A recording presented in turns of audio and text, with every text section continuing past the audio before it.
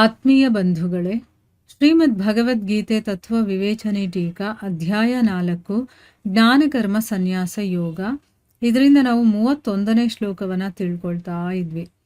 ಓದ ಭಾಗದಲ್ಲಿ ಅಯಜ್ಞಸ್ಯ ಅನ್ನೋದು ಯಾರಿಗೆ ಹೇಳ್ತಾ ಇರೋದು ಅಂದರೆ, ಯಾರು ಯಜ್ಞ ಯಾಗಾದಿ ತಮ್ಮ ಕರ್ತವ್ಯ ಕರ್ಮ ಏನು ಮಾಡೋದಿಲ್ವೋ, ಈ ಒಂದು ಶರೀರ ಸಿಕ್ಕದ ಮೇಲೆ ಇದರಲ್ಲಿ ನಾವು ಏನು ಸಾಧನೆ ಮಾಡಬೇಕೋ ಅದನ್ನು ಮಾಡೋದಿಲ್ವೋ ಅಂಥವನಿಗೆ ಈ ಲೋಕದಲ್ಲೂ ಸುಖ ಸಿಗೋದಿಲ್ಲ.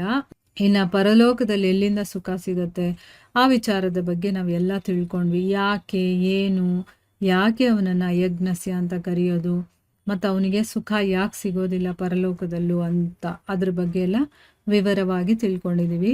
ಈಗ ಮುಂದಿನ ಪ್ರಶ್ನೆ ಏನು ಅಂತಂದರೆ, ಈ ಲೋಕದಲ್ಲಿ ಶಾಸ್ತ್ರವಿಹಿತ ಉತ್ತಮ ಕರ್ಮ ಮಾಡದೇ ಇರುವಂಥವರಿಗೆ, ಅಂದರೆ ಶಾಸ್ತ್ರಗಳಲ್ಲಿ ಏನೇನು ಹೇಳಿದರೋ ಅದ್ರ ಪ್ರಕಾರವಾಗಿ ಏನೂ ಕೆಲಸಗಳನ್ನು ಮಾಡದೇ ಇರೋರು ಮತ್ತು ಶಾಸ್ತ್ರಕ್ಕೆ ವಿರುದ್ಧವಾಗಿ ಕೆಲಸ ಮಾಡುವಂಥವ್ರಿಗೂ, ಶಾಸ್ತ್ರಗಳಲ್ಲಿ ಹೀಗೆ ಮಾಡಬೇಡಿ ಅಂತ ಹೇಳಿರ್ತಾರಲ್ಲ ಅದೇ ಕೆಲಸವನ್ನು ಮಾಡೋವ್ರಿಗೂ ಕೂಡ ಪತ್ನಿ, ಪುತ್ರ, ಧನ, ಮಾನ, ದೊಡ್ಡಸ್ತಿಕೆ, ಪ್ರತಿಷ್ಠೆ ಇದೆಲ್ಲ ಇಷ್ಟ ವಸ್ತುಗಳ ಪ್ರಾಪ್ತಿ ರೂಪಿ ಸುಖ ಸಿಗ್ತಾ ಇರೋದನ್ನ ನೋಡ್ತೀವಿ. ಅಂದ್ರೆ ಏನೋ, ಈಗ ನಮ್ಮ ಕಣ್ಮುಂದೆನೆ ನಾವು ಕೂಡ ಬೇಕಾದಷ್ಟು ಜನರನ್ನ ನೋಡಿರ್ತೀವಿ. ಅವರು ಶಾಸ್ತ್ರಗಳಲ್ಲಿ ಹೇಳಿರೋ ಹಾಗೆ ನಡ್ಕೊಳ್ಳೋದಿಲ್ಲ, ಅದರ ವಿರುದ್ಧವಾಗಿ ನಡ್ಕೊಳ್ತಾರೆ.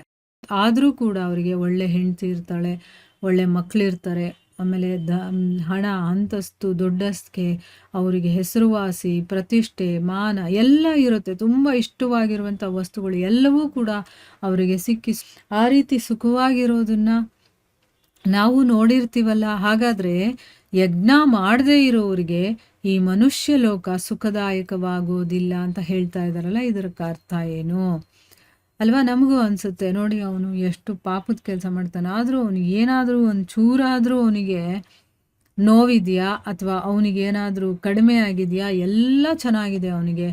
ನಾವಿಷ್ಟೆಲ್ಲ ಒಳ್ಳೆ ಕೆಲಸ ಮಾಡ್ತಾ ಇದ್ರು ಕೂಡ ನಮಗೇನೂ ಇಲ್ಲ, ಬರೀ ಕಷ್ಟನೇ ನಮಗೆ ಅಂತೆಲ್ಲ ಹೇಳ್ತೀವಲ್ವಾ. ಆದರೆ ನಮ್ಮ ಕಣ್ಮುಂದೆನೇ ಅವ್ರು ಚೆನ್ನಾಗಿದ್ದಾರೆ, ಎಲ್ಲ ರೀತಿಯ ಸುಖ, ಪತ್ನಿ, ಪುತ್ರ ಎಲ್ಲಾನು ಇದೆಯಲ್ಲ.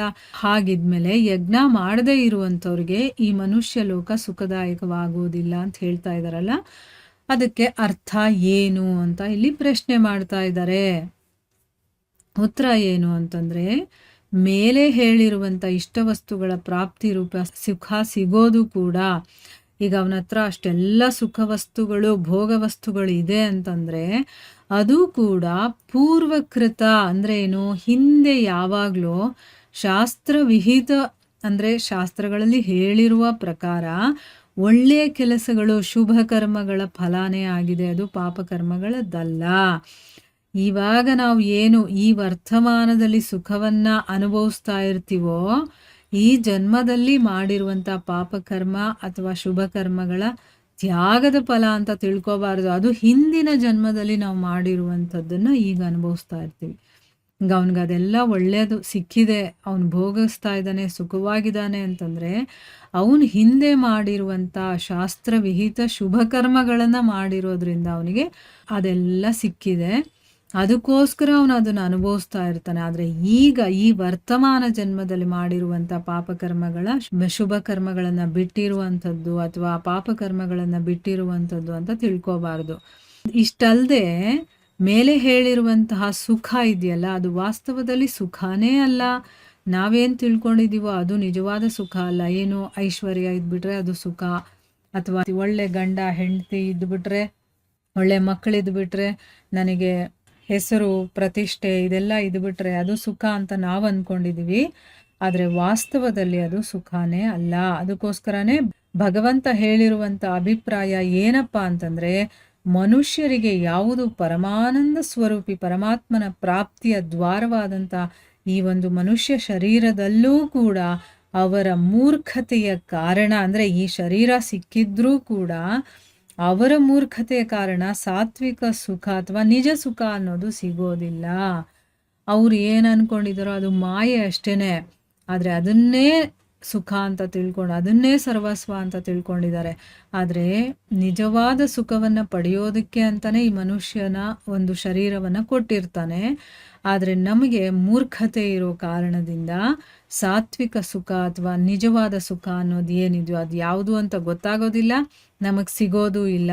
ಅಲ್ಲದೆ ಬೇರೆ ಬೇರೆ ಭೋಗವಾಸನೆ ಇರೋ ಕಾರಣದಿಂದ ನಾವು ನಿರಂತರವಾಗಿ ಶೋಕದಲ್ಲೇ ಮುಳುಗಿರ್ತೀವಿ, ಮತ್ತೆ ಚಿಂತನೆಗಳ ಸಾಗರದಲ್ಲಿ ಮುಳುಗಿರ್ಬೇಕಾಗುತ್ತೆ ಅನ್ನೋದೇ ಇದರ ಅರ್ಥ. ನೋಡಿ, ಈಗ ಭಕ್ತರಿಗೂ ಮತ್ತು ಭೋಗಿಗೂ ಎಷ್ಟು ವ್ಯತ್ಯಾಸ ಇರುತ್ತೆ.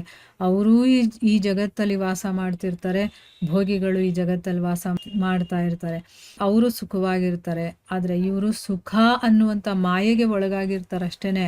ಈ ಆಸ್ತಿ ಪಾಸ್ತಿ ಅದು ಇದು ಅದನ್ನೇ ಸುಖ ಅಂತ ತಿಳ್ಕೊಂಡಿರ್ತಾರೆ. ಆದರೆ ಭಕ್ತರನ್ನು ನೋಡಿರ್ತೀರ, ಅವರೆಷ್ಟು ಬಡತನದಲ್ಲಿದ್ದರೂ ಕೂಡ ಅವರು ಸದಾ ಸುಖಿಗಳು, ಅಂದರೆ ಆತ್ಮತೃಪ್ತರಾಗಿರ್ತಾರಲ್ವ. ಅವ್ರಿಗೆ ಯಾವುದ್ರ ಬಯಕೆನೂ ಇರೋದಿಲ್ಲ. ಅವರು ಈ ಒಂದು ಪ್ರಪಂಚದಲ್ಲಿರೋದು ಯಾವುದನ್ನು ಅವ್ರು ಇಷ್ಟಪಡೋದಿಲ್ಲ.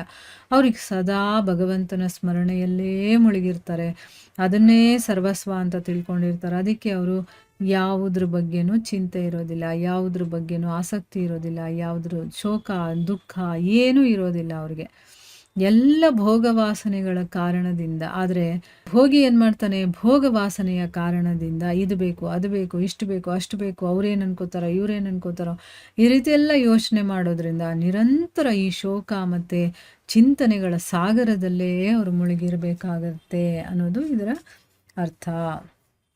ಇಲ್ಲಿಗೆ ನಾವು ನಿಲ್ಲಿಸೋಣ. ಹರೇ ಕೃಷ್ಣ.